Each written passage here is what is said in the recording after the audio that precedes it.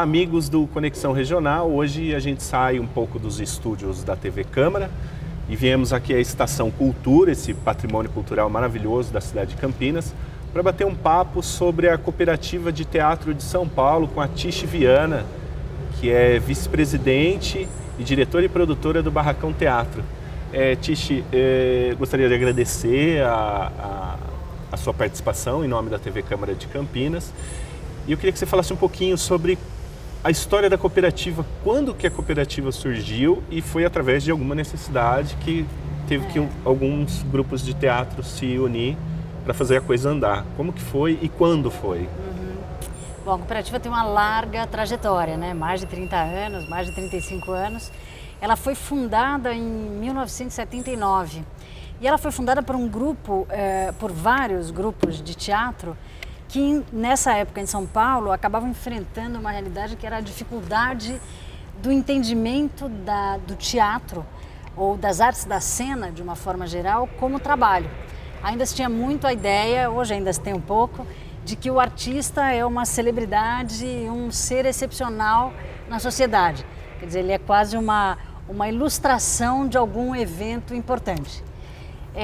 Existem produções que são muito diferenciadas, né? Existem essas produções que são mais eventuais e existe um dia a dia do fazer. Nesse dia a dia, a gente na época, era um período difícil do país, mas a gente já estava passando ali, saindo de uma ditadura, passando para uma abertura.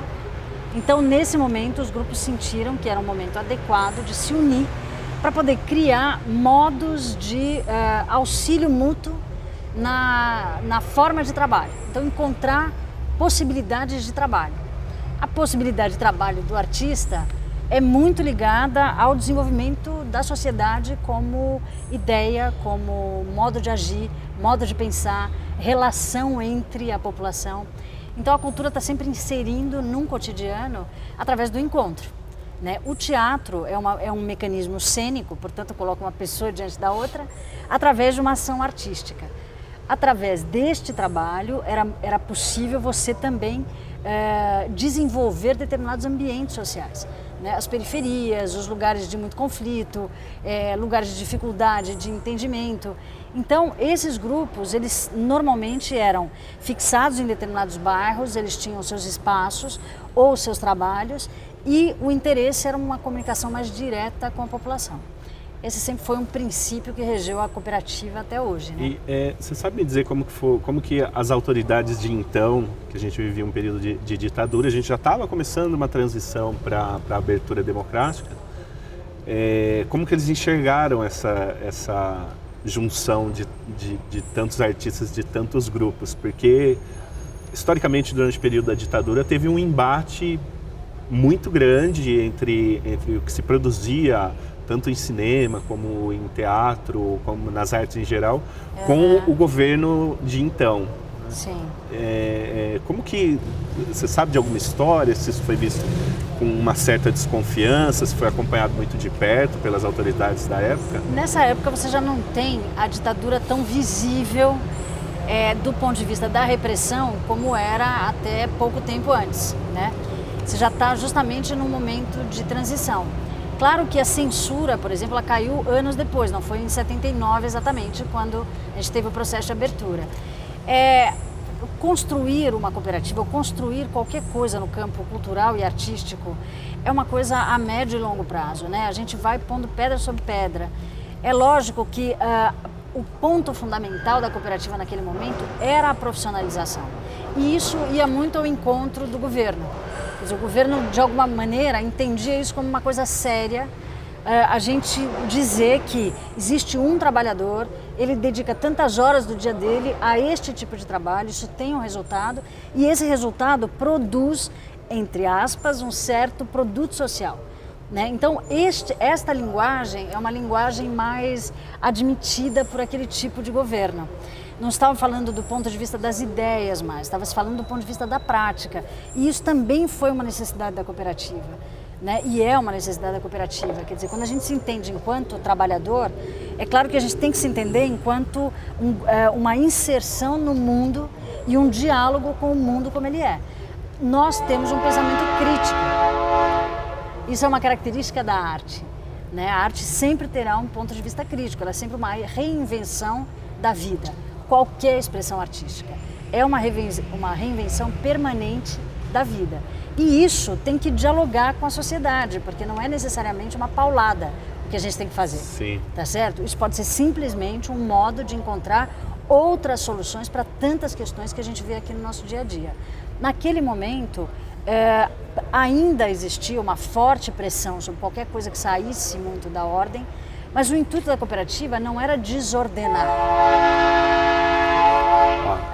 É maravilhoso esse som, né? Para quem não sabe, a Estação Cultura, para quem é de fora de Campinas, é a antiga sede da FEPASA, onde quem vinha para o interior era praticamente a porta de entrada de Campinas e ainda circula por aqui, ainda bem, os poucos trens que ainda circulam pelo interior do estado. Então esse apito aí vai continuar em alguns momentos da nossa entrevista aqui. De lá para cá, de 1979, da fundação, muita coisa mudou, muita coisa aconteceu, não só aqui como no mundo todo.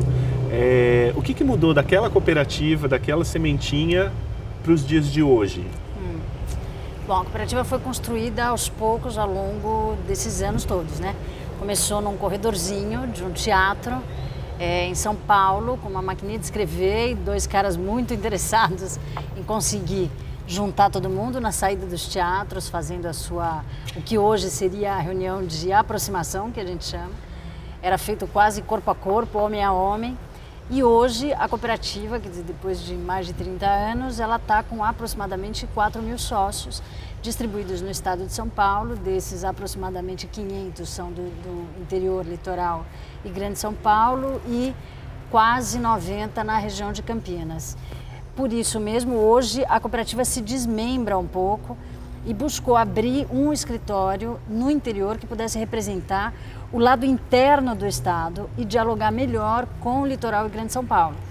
O interesse é que isso se abra cada vez mais, que a gente possa ter, no mínimo, escritórios regionais para que você possa ter uma organização desses trabalhadores das artes que decidem se profissionalizar, então isso implica numa outra característica do fazer também, que isso possa acontecer no estado de uma forma mais organizada e de fato efetiva, inclusive para as contratações, né? O que muda efetivamente? A cooperativa, com este crescimento, ela passa a ter um outro nível de representação e de discussão, né? Hoje a gente pode dizer que uma característica da cooperativa é ser consultada por todos os grandes poderes de decisão em relação às artes no país. Ela extrapola para além do estado de São Paulo. Um pouco porque hoje ela juntou outras cooperativas, então você tem a Federação de Cooperativas que junta a Cooperativa Paulista de Teatro, a de Dança, a de Música e a de Circo, que são outras cooperativas que foram gestadas dentro dessa cooperativa. É isso que eu ia perguntar. Né? Começou como um todo, aí Exato. Ela vai se fragmentando na dança, porque as nas outras artes, que foram nascendo outras cooperativas. Exatamente. Que continuam dialogando com vocês. O tempo todo, né? A gente trabalha conjuntamente, quer dizer, o nosso intuito a cooperativa é uma forma de organização de trabalho, né? Ela existe para gerar possibilidades de trabalho. Então, nós nos agrupamos porque a gente entende que dessa maneira é mais fácil a gente poder criar relações de trabalho dentro das características artísticas. Hoje a nossa luta é conseguir batalhar dentro da cooperativa pela especificidade da cooperativa de artes, que ainda ou das cooperativas culturais, pode ser mais amplo isso, porque a gente está dentro da cooperativa de trabalho. E aí, em determinado momento, do ponto de vista legal, a gente encontra uma série de coisas que a gente tem que explicar muitas vezes, porque funciona dentro de uma especificidade no campo das artes, que é diferente dos taxistas, é diferente dos médicos, enfim. Então, isso são especificidades que hoje a gente já começa a dialogar, inclusive com o governo federal. Então, este crescimento todo acabou criando uma fonte de debates, né? Então, todas as questões que são pertinentes ao trabalho do artista estão diretamente ligados a esses fazedores e as cooperativas fazem parte disso. Como a Cooperativa Paulista de Teatro, que é um nome fantasia, porque na realidade ela é uma cooperativa de artes cênicas ou artes da cena. Então ela abarca outras áreas, mesmo com as outras cooperativas. Ainda existem cooperados muito antigos que continuaram, mesmo sendo de dança ou de circo ou de música, ficam na Cooperativa Paulista de Teatro. E no interior é comum ser das artes da cena, porque a gente não tem, né, ele teria que se deslocar para São Paulo para fazer o mesmo mecanismo de aproximação. Aí aqui ele entra as outras áreas artísticas entram pela Cooperativa Paulista de Teatro.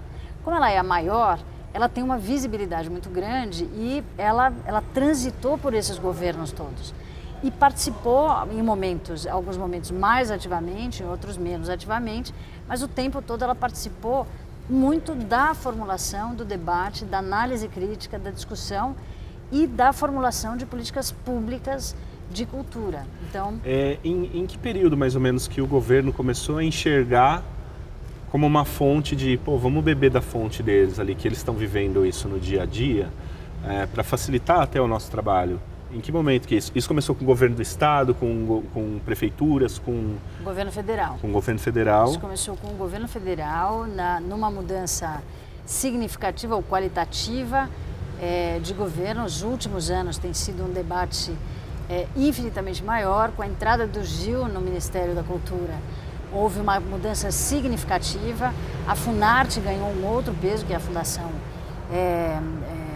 responsável por todo o desenvolvimento teatral, cênico, na verdade, do país. Houve uma maior discussão nesse sentido, mas o Ministério se restabeleceu e se reestruturou a partir daí, né? Então, nós tivemos, acho que nos últimos 12 anos, um debate muito direto nestas formulações todas. Até então, a gente teve muito desdobramento, né? Porque desde o Sarney, a gente tinha um tipo de política cultural vinda do governo federal, que depois, com a ditadura, se desmontou inteiramente. Com a saída da ditadura, ele foi se remontando até o momento em que houve, num primeiro momento, uma lei Sarney, que era a tentativa de descentralizar o recurso público para o país, que acabou se configurando mais tarde na Lei Rouanet. A Lei Rouanet, ela tem um princípio, que é o princípio de financiamento chamado indireto, que é o de renúncia fiscal. O Estado diz, eu renuncio a receber diretamente o imposto e abro mão disso para que ele vá direto numa relação entre o patrocinador e o produtor artístico. Não é exatamente o que acontece na prática, porque, claro, como toda organização econômica, acabou criando outros veículos intermediários. Então você tem os agenciadores também do patrocínio. Então, agenciadores que conhecem as empresas, conhecem os produtores culturais e acabam fazendo uma ponte que antes era feita pelo Estado. Mas o que acontece esse financiamento é indireto porque passa do Estado, vai para a empresa e da empresa para o produtor cultural. Então você não tem mais um diálogo direto com o Estado. Você muitas vezes está dialogando a produção cultural dentro dos departamentos de marketing das empresas. Há aí um interesse privado bastante significativo. E existe um outro tipo de financiamento e a luta dos grupos é bastante grande nesse sentido, porque tem mais a ver com uma característica desse tipo de produção, que é uma produção continuada. Talvez seja a maior diferença que a gente coloca entre esses dois modos de produção. Eu vou precisar chamar um intervalo e a gente continua daqui a pouco entendendo mais um pouco como funciona a cooperativa de teatro do Estado de São Paulo, quais são os mecanismos que a cooperativa se vale para levar a arte até você, até a gente. A gente volta em 2 minutinhos, até daqui a pouco.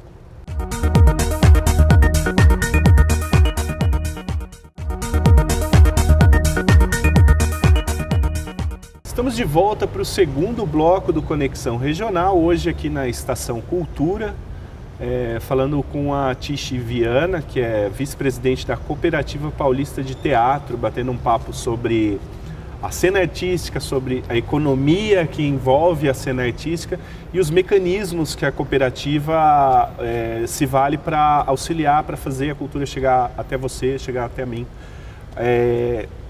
Tish, você estava falando no bloco anterior sobre as mudanças, sobre a Lei Rouanet e os mecanismos grupo artístico, empresa e governo. Teve algumas mudanças agora essas mudanças é para corrigir algumas distorções que a lei permitiu ou foi para aperfeiçoar mesmo, para a coisa melhorar, para fazer acontecer de uma maneira mais eficiente? Eu acho que as duas coisas, né? Acho que a tentativa é fazer com que os mecanismos que abrem espaço para uma certa perversidade da lei de renúncia sejam mais controlados. É claro que, né, a gente tem essa dificuldade, um país no tamanho do Brasil, a gente tem uma série de dificuldades. Uma das questões que sempre foi apontada é que a lei Rouanet, ela servia eminentemente à região sudeste do país. Dentro do sudeste, especificamente São Paulo e Rio de Janeiro. E dentro de São Paulo e do Rio de Janeiro, especificamente Jardins e Copacabana. Então, quer dizer, uma lei que é federal, que deve atender uma produção em âmbito nacional, acabava se restringindo a uma zona muito específica do país e não era aproveitada pelo restante.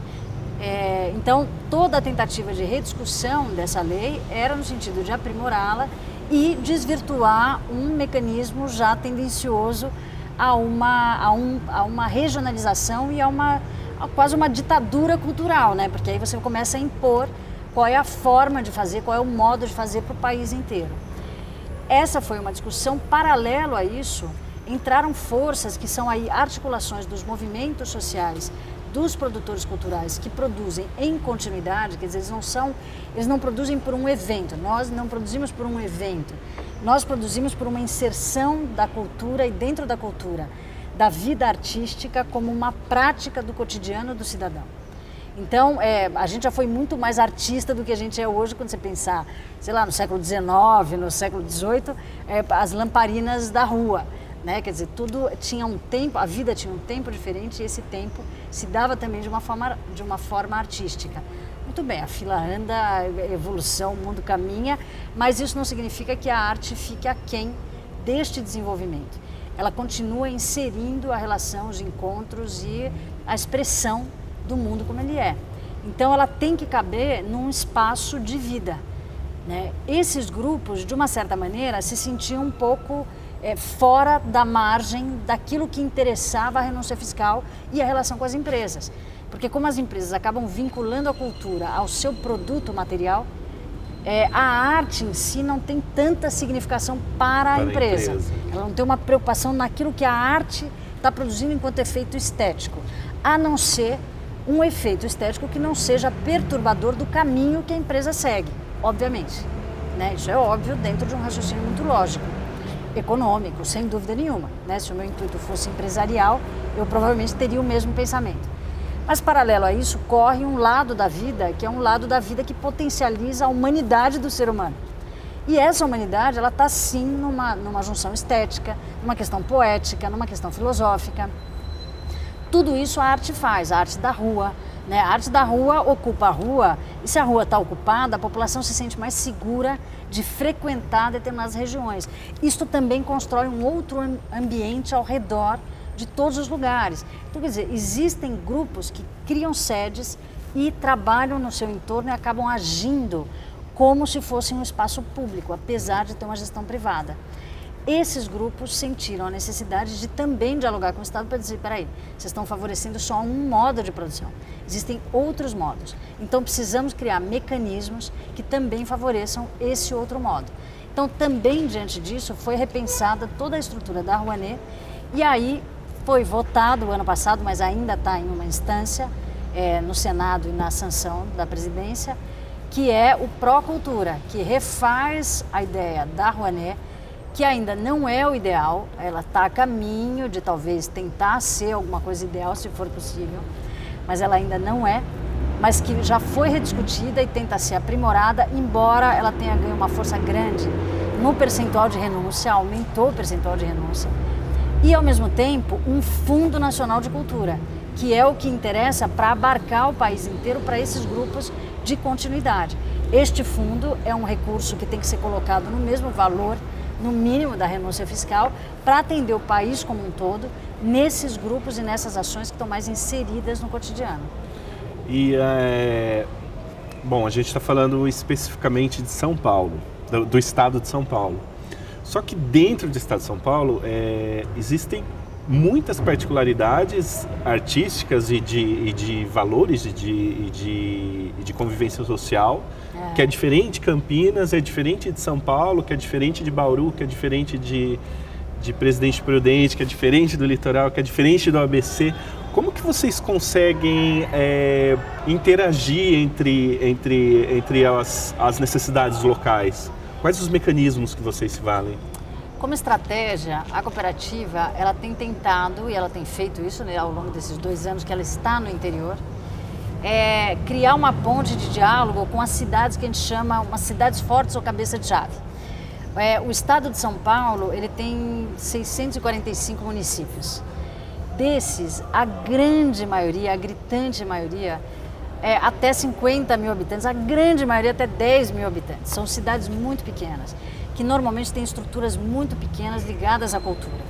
Os municípios de todo o estado, no estado de São Paulo, que é o estado que imagina no país, ainda pensa a cultura como entretenimento e ainda pensa a cultura como atrelada às grandes festas da cidade. Festa das frutas, festas dos circuitos das águas. Quase que só um acessório. Quase uma ilustração de um momento folclórico. Até a palavra folclore já é uma palavra antiga para o nosso discurso. Mas o que isso acaba ocasionando é que a gente não consegue, o poder público local, ele não consegue pensar a estrutura cultural como um lugar de investimento, de geração de turismo, de alicerce junto com outras secretarias para fazer da cidade um polo cultural de visitação, uma série de coisas, e ela não consegue analisar qual é a vocação cultural daquela região. Então a cooperativa tem feito o quê? Ela tem feito, através da discussão, conversas, viagens, né? A gente tem viajado muito pelo estado todo, do oeste do estado ao leste do estado, norte, sul e centro. A gente tem feito diálogos com a Secretaria de Estado da Cultura para descentralizar, então a gente fez vários encontros com a Secretaria de Estado da Cultura no interior do estado, trazendo essa representação para que se conheça qual é a particularidade, as peculiaridades do estado, para que a capital também, que faz a distribuição, possa pensar modos diferentes de agir com o interior. E a gente tem considerado que, se você fortalece essas ações de continuidade dentro dos seus territórios, você começa a criar como um polvo, não? Tem um cabeça e vários tentáculos espalhados pelas pequenas cidades que começam a se entender como polos culturais importantes, né? E não se vê como uma sombra da capital. Começa a dar valor, e esse valor é fundamental para um sentimento que é o que nos interessa fazer como Estado e como cultura, é um sentimento de pertencimento. A gente acredita que todos esses problemas, falta d'água, desmatamento absurdo, aquecimento, toda a relação com o próprio lugar que deve nos fortalecer enquanto pessoas, ele pode ser feito através de mudanças de hábitos. Essas mudanças são culturais. Mas a cultura não só do ponto de vista antropológico. A gente precisa pensar do ponto de vista estético. Porque quando eu me penso como um ser, com as minhas singularidades, em diálogo com outras singularidades, a gente começa a aumentar a nossa carga de tolerância e ali a gente começa a ter também mais encontros de alegria, né? Os encontros de alegria são encontros potentes, digamos assim. São aqueles que fazem com que a gente reconheça que nós temos uma participação no mundo. E essa participação não é só briga para dizer eu quero o que é meu. É uma briga para dizer, bom, mas o que eu posso para que as coisas que eu acho que devem acontecer, de fato aconteçam. Este fortalecimento é fundamental e quem faz isso é a cultura. É a cultura que faz esse trabalho, que não é um trabalho... às vezes muito difícil, ingrato, porque é um trabalho de formiga. Sim. Você vai pelo subterrâneo, você vai pelo invisível, você vai por sentimentos, sensações, né? Você vai por um lado, um aspecto humano que é fundamental para que as pessoas possam conviver de uma forma digna.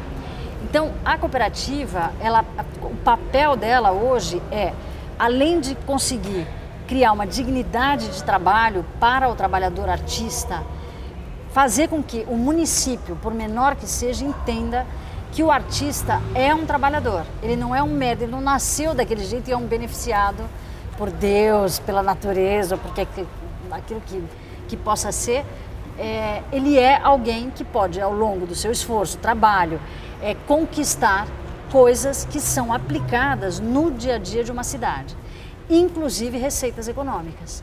Vou te dar um exemplo aqui em Campinas, mas que a gente sabe que acontece em Indaiatuba, a gente sabe que acontece em Ribeirão, a gente sabe que acontece em Presidente Prudente, a gente sabe que acontece em Juqueirópolis, em Irapuru, que são as cidades minúsculas, né? Irapuru, que você tem o Caipirapuru, que é uma grande festa que fala da cultura caipira de raiz. Então, quer dizer, você tem várias questões culturais e artísticas no estado inteiro que a gente não tem a menor noção.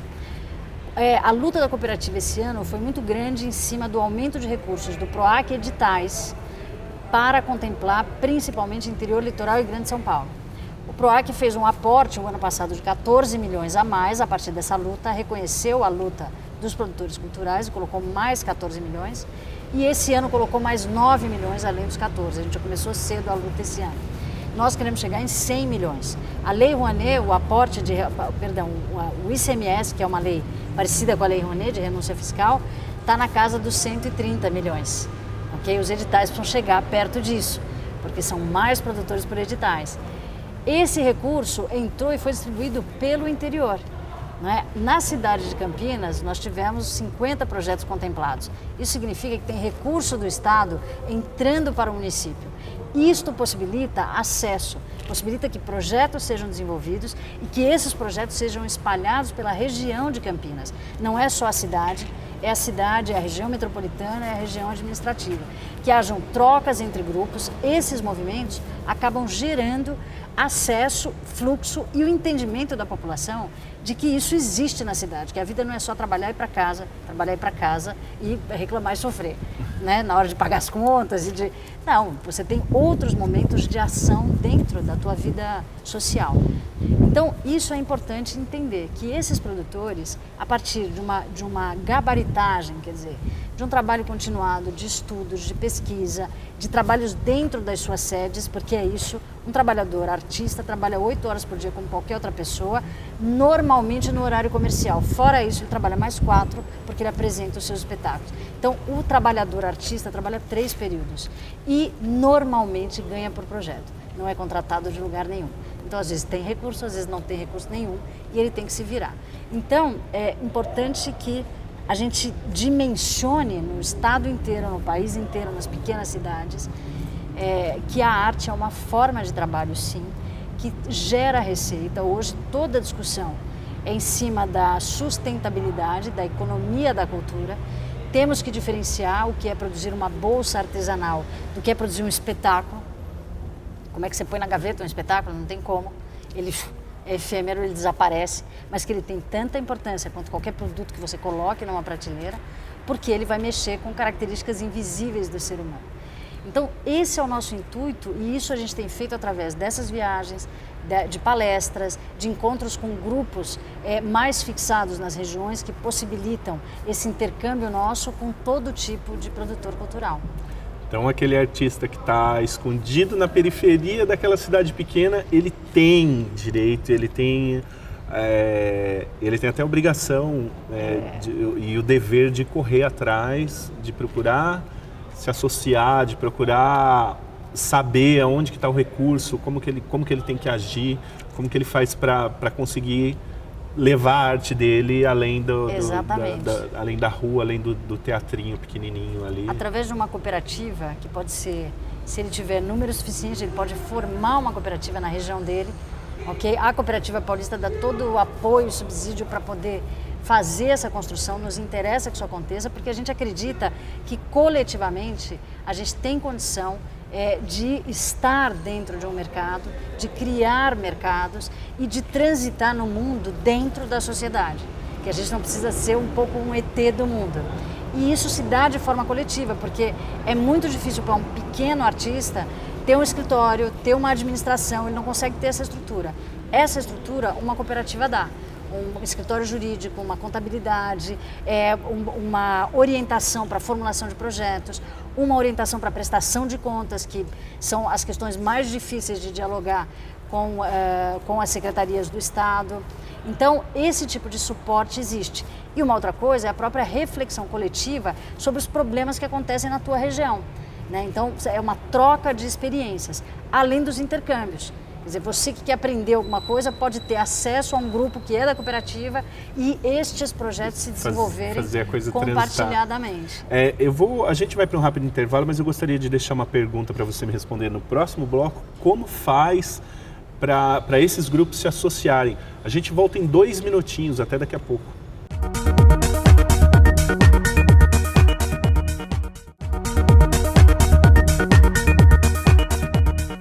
Estamos de volta para o terceiro e último bloco do Conexão Regional. Hoje a gente saiu um pouco dos estúdios da TV Câmara para observar um pouco o céu. Estamos aqui na Estação Cultura, esse patrimônio arquitetônico, histórico e cultural da cidade de Campinas, batendo um papo com a Tiche Viana, que é vice-presidente da Cooperativa Paulista de Teatro. Eu tinha deixado antes do intervalo uma pergunta de aqueles que não pertencem à associação, o que esses grupos, o que esses artistas têm que fazer? Olha, toda segunda-feira aqui no escritório que fica na Estação Cultura, a gente faz uma reunião de aproximação. Então, as pessoas que querem saber como funciona a cooperativa, que direitos elas têm, quais são os deveres e tudo mais, pode vir na segunda-feira, porque aí durante umas 2 horas, mais ou menos, a Milena, que é da cooperativa também, ela vai fazer uma exposição sobre todas as questões que envolvem os cooperados, esclarecer dúvida e tudo mais. E aí, se te interessar, você pode se cooperar, né? Aí você vai fazer parte do quadro de cooperados da cooperativa e vai saber tudo que te envolve. Na verdade, para se cooperar, você tem que ser profissional. Essa é uma exigência. Profissional significa ter DRT, né? DRT é uma exigência, foi uma luta da categoria artística justamente para o reconhecimento profissional. Então a gente não tem hoje mais como fazer sem a profissionalização. Você se inscreve na cooperativa, você vai ter um número e a partir daí você tem uma representação jurídica, né, que é o CNPJ da cooperativa e tudo aquilo que for necessário. Você tem um departamento jurídico, vai ler o contrato que você vai fazer, vai discutir com você se você tiver alguma dúvida e tem a tua contribuição para a cooperativa, que é um percentual daquilo que entra para você. Então, cada contrato fechado tem um percentual que hoje é de 3,5%, que é o que mantém todo esse escritório, toda a infraestrutura da cooperativa. E o que a gente chama de FAD, que seria uma antecipação, que é de R$15 mensais, que todo cooperado paga, que também entra para os serviços e para as coisas, os gastos que tem a cooperativa. Então isso é como se fosse a manutenção do escritório. O recurso do projeto, ele vai para uma conta, quer dizer, você recebeu um PROAC editais de R$100 mil para fazer o teu projeto. Este recurso é do grupo, né? Então vai para uma conta específica onde o grupo tem acesso. Então a cooperativa tem milhares de contas. Cada conta tem o nome do grupo e do projeto e ela faz essa distribuição a partir do escritório central. Então, enfim, isso eu estou falando aqui para você muito rapidamente, mas para quem quiser mais informações, para quem quiser ter acesso, se quiser vir aqui bater um papo antes de vir a uma reunião de aproximação ou qualquer coisa assim, é só entrar em contato com a gente, pode marcar com a Mariana, que é quem está sempre na cooperativa, porque a gente trabalha muito fora, né, viajando, fazendo essa ponte, pelo e-mail interior@cooperativadeteatro.com.br e fazer qualquer pergunta, ela vai dar retorno, ou pelo telefone, que eu vou dar uma olhada no cartãozinho, porque a minha memória não dá conta, pelo telefone que é 19 3705 8035. 3705-8035, que é o telefone também aqui do nosso escritório. Então, pode ligar, conversar, esclarecer tudo que é dúvida. Se quiser vir aqui fazer uma visita, ver o material que a gente possa ter disponível sobre os grupos, tudo aquilo que a gente puder ajudar para te informar, seja para estar com a gente na cooperativa, seja para que você seja um parceiro nosso. Tem muitas pessoas que muitas vezes não são cooperativadas, mas que são muito favoráveis à cooperativa, então são parceiros da cooperativa e a cooperativa está sempre dialogando também com essas pessoas. Ela não é limitada só aos cooperados nesse sentido. É claro que a estrutura dela sim, porque são eles que mantêm, né? Nós que mantemos toda essa estrutura, mas o intuito é que a gente possa sempre estar dialogando com todos os fazedores, né? Quanto mais as artes se afirmarem na sociedade, mais todos nós nos afirmamos, né? Então, é muito aberto e muito disponível para diálogo, para conhecimento, tudo que for necessário. Agora, saindo um pouco da cooperativa, eu queria saber um pouquinho da sua vida. Você é diretora e produtora? Eu sou diretora e pesquisadora teatral do Barracão Teatro. O Barracão Teatro é um grupo que está aqui em Campinas, a gente veio para cá em 1998. Estamos aqui já fazendo 17 anos e a gente trabalha, todo o nosso trabalho é em cima do teatro popular de máscaras. E a gente trabalha basicamente com a comédia dell'arte e com o palhaço. E o Barracão é um grupo que, quer dizer, a gente originalmente vem de São Paulo, é um grupo que trabalha com núcleos fixos e parceiros. Então a gente tem atores que moram em São Paulo, mas trabalham então, em 3, 4 projetos conosco. E é um lugar onde o nosso maior interesse sempre é dialogar com a comunidade, né? A sede do Barracão fica em Barão Geraldo, porque o que trouxe a gente para cá foi a Unicamp. Eu fui professora da Unicamp de 94 a 99, então conheci Barão, conheci Campinas. Nós queríamos sair de São Paulo para poder justamente ter um espaço onde você possa ter uma relação com o público mais direta. São Paulo, o Teatro de São Paulo acabou virando um diálogo entre fazedores. Você tem muita gente de teatro que é público de teatro. Naquela época, hoje muito menos, graças à Lei de Fomento. A Lei de Fomento já ampliou muito a participação do público, né? Aqui em Campinas nós estamos lutando, a cooperativa está lutando com a Secretaria de Cultura para a implantação de uma lei de fomento às artes da cena, que é justamente um recurso público municipal para os trabalhos e sedes de continuidade nas suas regiões. Então isso é uma luta grande que a gente trouxe do ano passado para esse ano. Estamos discutindo com os vereadores, estamos discutindo com a Câmara, estamos discutindo com o prefeito, que se comprometeu o ano passado a realizar a lei de fomento este ano. Então nós estamos de novo retomando aí logo depois do Carnaval, o secretário de Cultura muito empenhado na realização da lei. Então todos estamos a favor da construção dessa lei, não tem por que essa lei não ser construída em Campinas. O que vai mudar muito o quadro de acesso à cultura na cidade como um todo, na região como um todo. O Barracão faz parte dessa trajetória junto com diversos outros grupos situados em Barão Geraldo. Sim, Barão é um polo produtor de teatro, dança, música. Muito se deve por causa das universidades que são concentradas ali, tanto a Unicamp quanto a PUC. Vários grupos, vários alunos saíram e permaneceram na cidade, foram desenvolvendo seus trabalhos. Esse lugar dialoga, ao contrário do que se diz até hoje. Não existe essa divisão, pelo menos nas artes não existe, entre o centro de Campinas e Barão Geraldo. Isso existiu há muitos anos, mas muito antes, inclusive, do Instituto de Artes Cênicas. Isso se deveu à questão da Faculdade de Medicina em Campinas. É uma história muito mais antiga, uma briga dos produtores de café. Então, isso é outra história que a gente foi herdando. Mas hoje, as artes em Campinas dialogam demais, né? A gente pode falar em Campinas como um todo. A Nina, que é uma grande produtora cultural aqui do centro, das periferias, trabalha demais junto ao Barracão. A Cia Santa trabalha demais junto ao Barracão. E o Barracão é um espaço que a gente tem ali em Barão, porque a gente mora ali, ficou fácil de fazer, entretanto a cooperativa tinha que ser aqui, não tinha que ser em Barão, ela tinha que ser no centro de Campinas, para pegar a região toda, tinha que ser perto da rodoviária, porque pega outras cidades. E o Barracão trabalha no Brasil inteiro.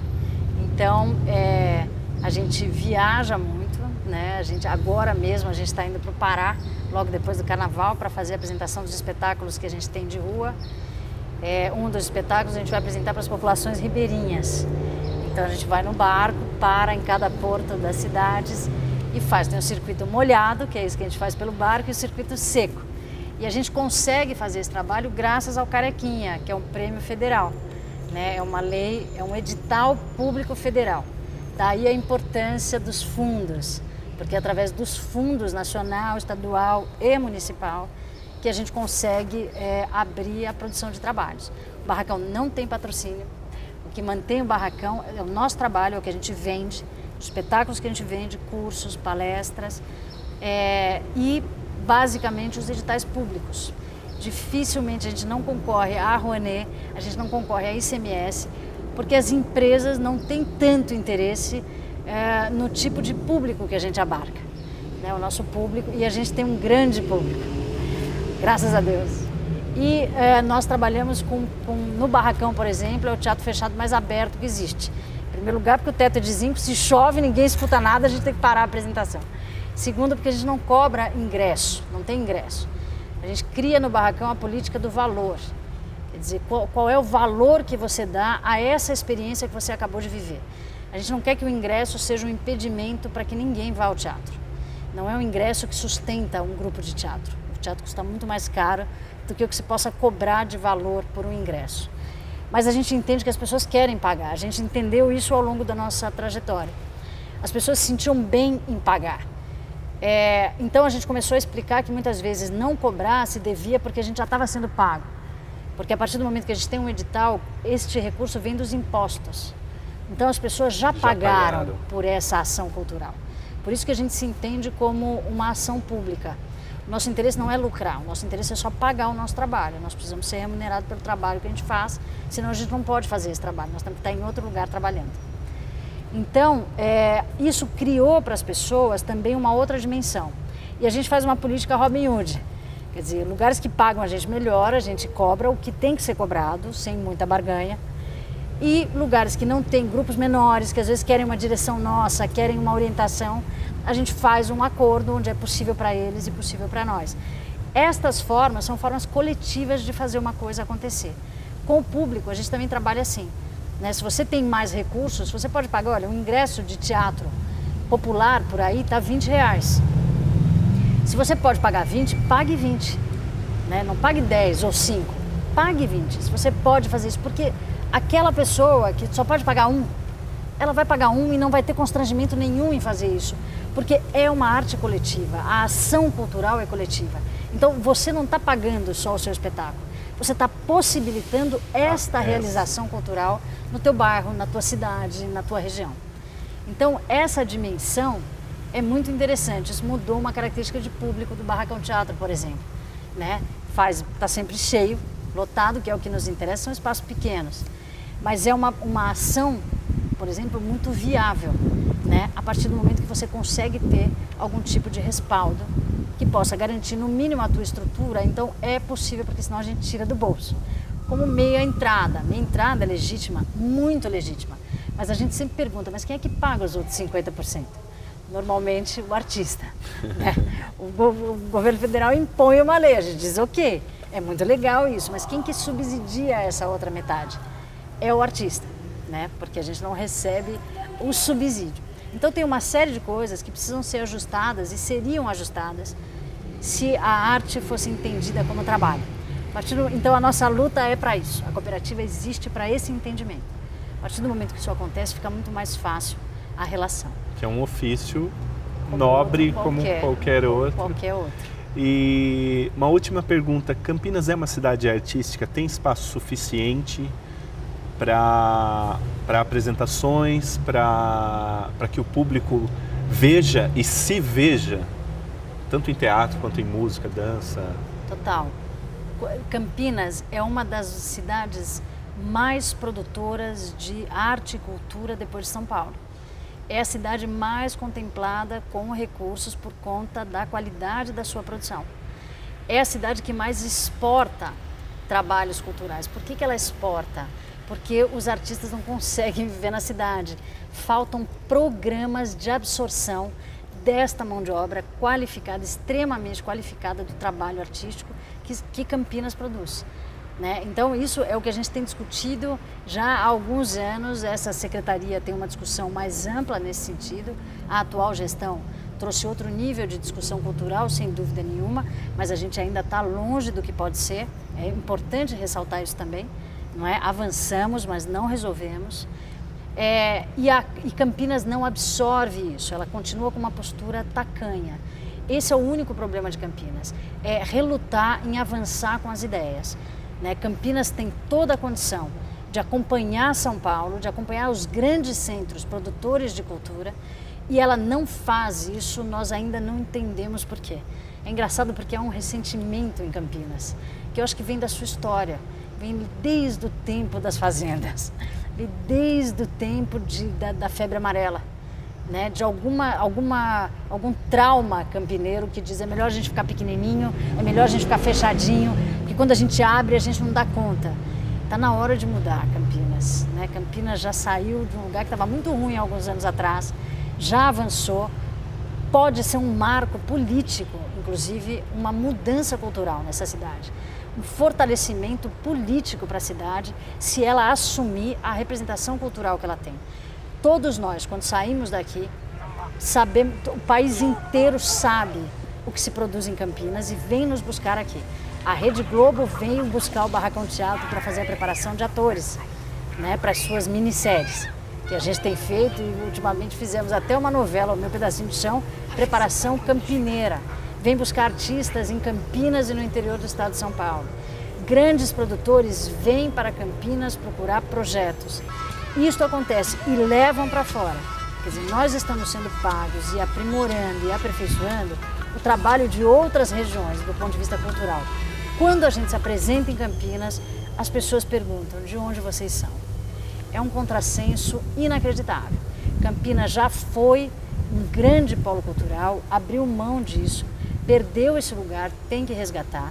Campinas estava centrado numa produção só, num grupo só que é representado pela APTC, que tem toda uma tradição de construção teatral aqui. A APTC ainda existe com seus grupos, mas Campinas cresceu e se desenvolveu, tem muito mais grupos do que a APTC. E o poder público, a cidade, precisa saber disso, senão ela continua conversando só com uma minoria e deixa escapar toda a sua gigantesca produção. A produção cultural e artística de Campinas consegue ocupar a cidade inteira. Tá certo, Tish, muitíssimo obrigado por nos receber. E fica aqui o convite para quando o Barracão Teatro ou qualquer outro grupo ou a cooperativa precisar da gente na TV Câmara, precisar do Conexão Regional, a gente está lá, sem dúvida alguma, para divulgar esse trabalho tão importante, tão bonito, que é feito aqui e que as pessoas não sabem, infelizmente. Muito obrigada, eu que agradeço o espaço, o convite de vocês. Espero que a gente possa colaborar com grandes notícias na área cultural e artística nessa cidade o tempo todo daqui para frente. Ok, obrigado. Conexão Regional fica por aqui. Tchau e até o próximo programa.